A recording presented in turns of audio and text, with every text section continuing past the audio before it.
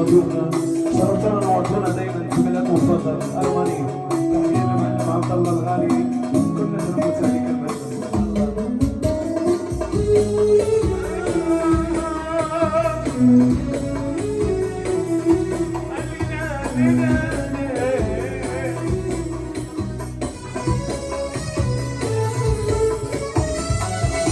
وغريبتنا غريبة الدنيا دي، أعزنا بيتغير عليا، وما فيش إحساس ما فيش ولا ذكرى ليا، خلصنا خلاص أنا ماشي وكما في.